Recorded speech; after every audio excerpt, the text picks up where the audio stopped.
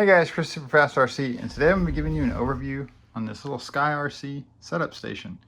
So this is kind of like a clone of the Huddy setup station and some of the other ones on the market.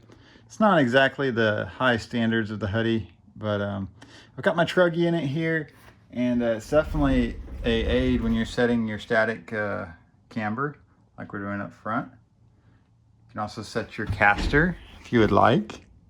You got your settings for caster there. And then you can also set your toe if you're running buggy. This is a truggy, so I can't set my toe out on this because the plate obviously isn't wide enough to make it all the way across the suspension spread here. But we can set our camber and our caster up front, and then our camber in the back as well, and our toe. No, we can't do it because it's truggy again. Once again, it's a truggy, so. I got some leaky shocks back there. Yeah, I gotta get some work on this thing. Both of them look a little leaky. Anyway, so back to the front end here. You're gonna wanna load this thing down with all the weight you have on a normal race day. So your batteries, everything, wires all connected up like they should be with the body on. Body clips are kind of not a big deal. I'm not gonna worry about that. But you wanna make sure your weight is as close as it's gonna get to race day, and then set up your camber right here. So this is my front camber. I'm running, I'd say it's around 175, negative 175, 1.75, close to 2. You want to make sure, another critical thing, make sure your steering is completely straight. So go ahead and turn your radio on and turn your electronics on and get it centered, or it'll throw off your reading. So basically, tighten these up, and your weight on camber, which would be weight on the axle, will be what you're looking for. And like I said, that is what that is right there and right there. So we match in the front. Let's go ahead and flip it around to the rear. Gingerly pick this thing up and set it back down on the droop blocks. You want a flat surface, guys. You really want a flat surface to do this, and a clean surface. Now, I'm going to show you something here that's kind of crazy looking, but it happens. It's just wear. So here we go. You can see I've got some crazy readings out here. Now, this is weight on. Now, if you take weight off, it's going to change. So you want to make sure you're resting on that droop block right there, and or you're using ride height. Droop block's best for a setup station, just because it keeps everything straight and level. Now, weight on means another thing here. So when you have weight on everything, it's pushing inwards towards the center of the car. Now, if you move you can see there's some flex there and some play in some of the parts. That's normal. It happens over time with your vehicle. You can't always be replacing rod ends and stuff just to make it perfect. So we use the weight on method. So when weight's applied, this is what your tires are going to be at. So mine's a little off here. This is about 3 degrees. Wait, no, that's 3.5. Yeah, 1, 2, 3, 3.5. Or 4.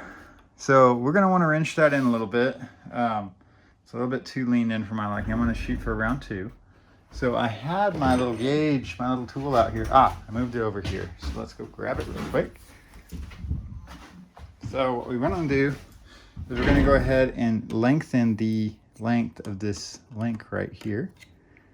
Now I'm pretty sure we're going to turn it this way.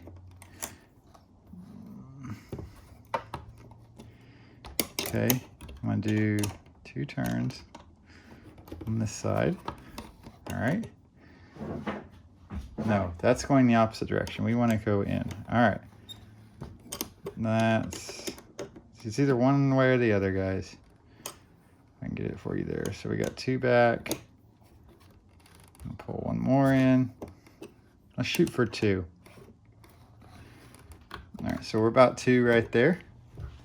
Now this can change, especially on truggy. After every heat, this will change, because these things have a lot of stress with the big tires pushing in on this link. Oh, that one's a lot stiffer. Okay, so we're at about 2 now on this side. So did you notice when we adjusted this side changed as well. So we're at 2.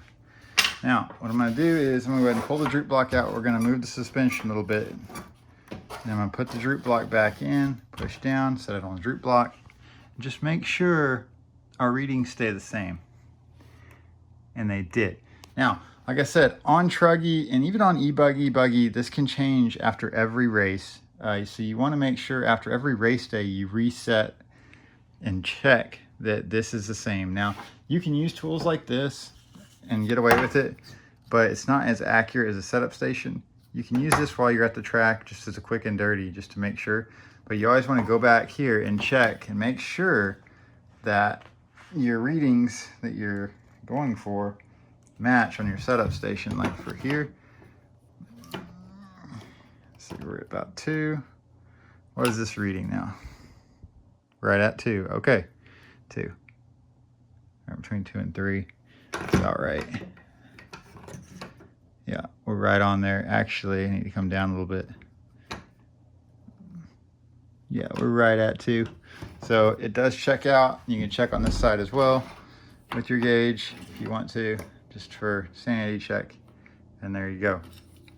It's dead nuts on now, guys. So this has been a quick look at how you use the SKYRC setup station, which is pretty similar to the hoodie and some of the others on the market, to set your camber on a e-truggy. Yeah, guys, like this video, and I will do a tow video here. I don't have a buggy in it right now. Like I said, I can't use a buggy. Can't use a tow gauge on a buggy, but on a truggy, I mean. So anyways, thanks guys for watching. We'll see you in the next one. Bye-bye.